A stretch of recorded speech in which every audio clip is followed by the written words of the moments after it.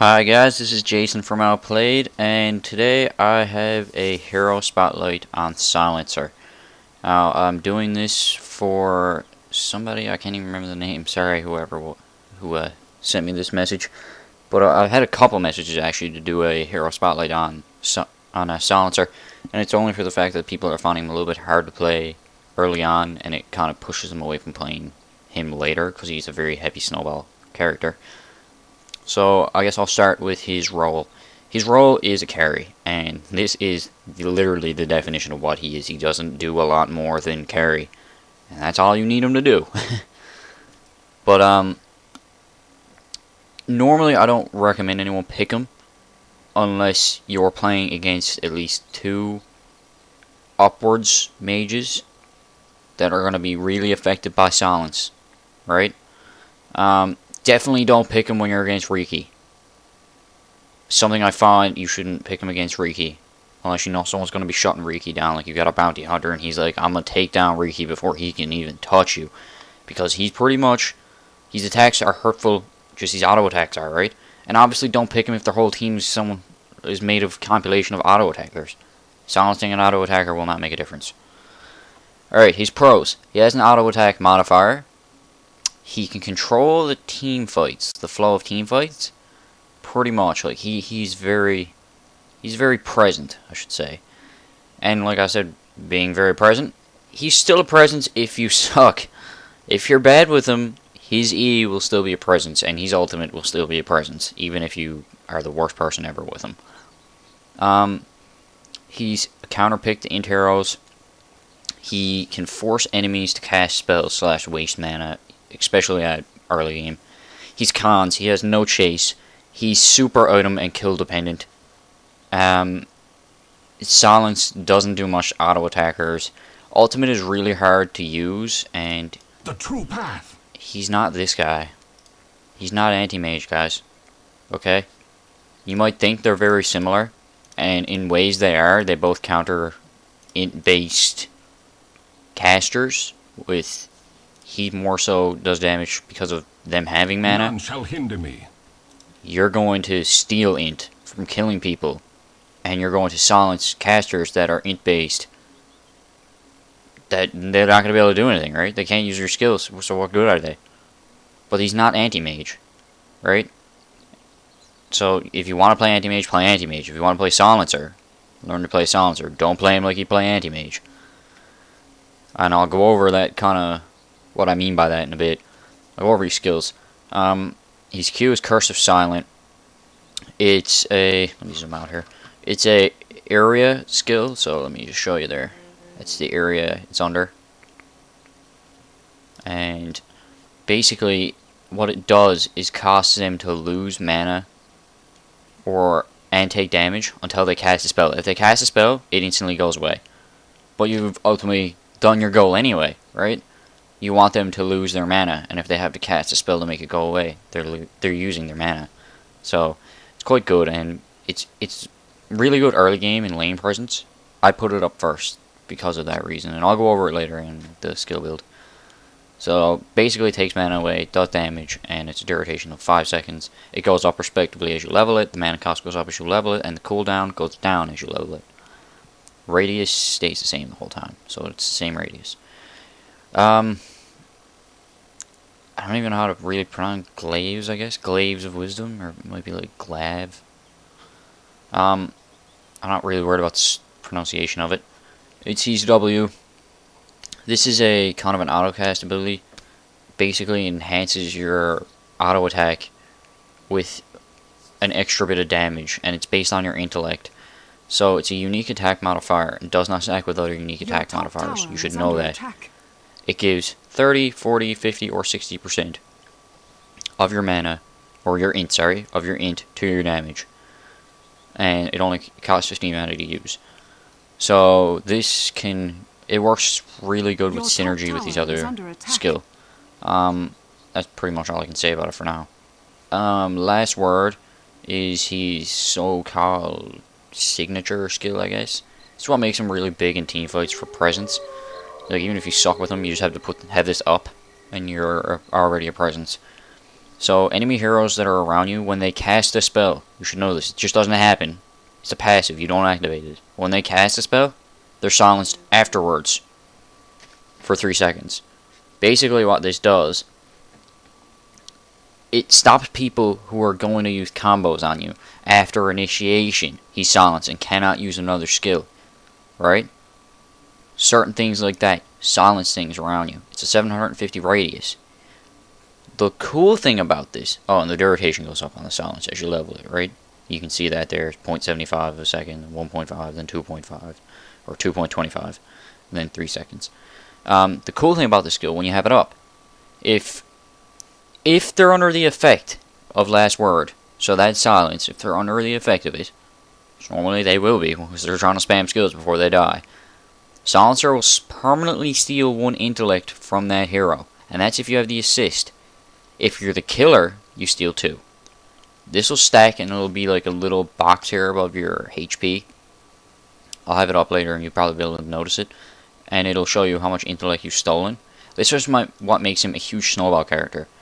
And really a huge hard carry later on in the game if you play him well. Alright, global silence is exactly what it sounds like. It's a global silence. It stops everyone from casting spells across the whole map on the enemy team. Right? It's the duration is 3 seconds, then 4 seconds, then 5 seconds after you level it up. 160 second cooldown, which is a bit long.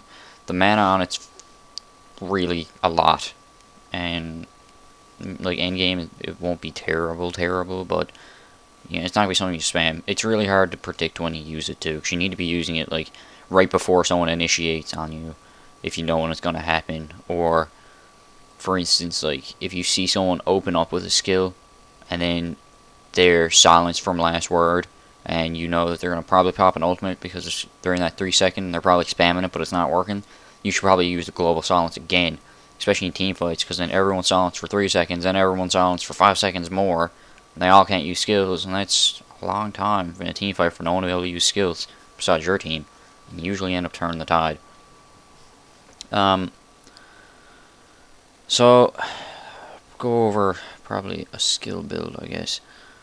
I don't play Silencer in mid. You can, I just don't. The only time I'd probably ever consider playing him in mid is when I know the enemy team has someone that's going to be really screwed up on me. For instance, maybe like a Shadow Fiend in mid. And I'm like, well, he's going to probably try to kill me with like double raises. But when he raises once, the last word will stop him from using his next raise, stopping his combo entirely, making him somewhat of a me as a shutdown to him. Something like that. Or like, that's pretty much the only example I can really give. Like I said, I don't usually play him in mid. If I did, it would change my item build to get a bottle, or high stats at the start, and then on my first back with my first 600, I'd get the courier to bring me a bottle for room control. But like I said, I've never mid on him, and I don't plan on it anytime soon. Yes. He's a hard character to start with. Like at the start of the game, he snowballs very hard. Your top tower is under attack. So my skill build, I'll have it up on the right hand side like usual, and I'll just quickly go over it though. I level 1 into Q. This is for harass on the team. Let me grab somebody Silent here. running. You. The path is clear. Alright, so let's just put Anti-Mage with me. Onward. You'll notice Anti-Mage has 195 mana, 530 HP. I use Q. You Yes. see it on him. And it's gone. Now he has right down on his mana, and it also does damage to his HP. It does cost 75 mana for me, but if I can hit 2 people in my lane with it, it's worth my while, because I can stop them from using skills, basically, right? Next I put up W twice, and then E, and then W, and then R. And basically what this gives me is mostly going for my W first, because it's the best thing to put up first. Or best thing to max first, I should say. The silence deepens. Mostly because as I'm killing people, it gives me a modifier to be able to do extra damage. The more int I have, the more damage I do. So I put 1 point into E at level 4, and that's just so if he uses a skill, he's silenced, and it gives me a chance to, if I kill him, I'm going to gain that extra bit of int from him. So after at level 7 I put W, level 8 E, then Q, then Q, then ulti, then Q, then E, then E, then stats, then ulti, then stats the rest of the way. So yeah, you see the stack down here now, right? Total intelligence stolen. Total intelligence stolen 2. There you go. That's how you snowball you. More kills you get, the stronger you become. And that really, really helps later. You can snowball into being a complete powerhouse. But it also makes for a really hard start. So, you see people pick Silencer and they're like, oh, I'll never play him again because he was the hardest person ever to play from level 1 to 7 or whatever in my laning phase. And it's just like retarded. Well, you know what? If you lane with decent support, normally you want to lane with somebody that's going to like babysit you a bit. Windrunner's a good example. She can shackle someone to a tree when they're at low, and you can come in with your W and end up taking them and then drop Q on them, so they got a little bit of DOT on them. Then eventually you get a kill and you start stacking and you're going to start snowballing. You'll get better and better and better, but you got to be able to skillfully get your first kill. Alright, let's go over items. Let's go to the shop here. I don't have an item build done out for him. I always start with a Tango and a Circlet and 2 Mantles, and then I go from there. Early game, I usually grab 2 Null Talismans. I buy boots first before the Null Talismans. Be aware of that. I work them into power treads and always have a TP scroll on you. I'm not saying it in enough of my videos, but you should always have TP scrolls on you usually, on everyone.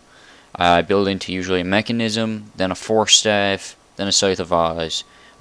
A Void Stone is pretty good on him too for a little bit of mana regen. Now, his later item build is just up for debate. You can pretty much do whatever you want with him. But I find that this one works the best for me. Pretty much the only thing I can really say about him from here is you're going to want to lane, you're going to want to farm like crazy. He's so item dependent and so kill dependent that you're going to want to farm like crazy. Only gank like if you're playing mid on and with runes, so you're going to pretty much guarantee yourself a kill. It's not worth your time to leave your lane and lose your farm.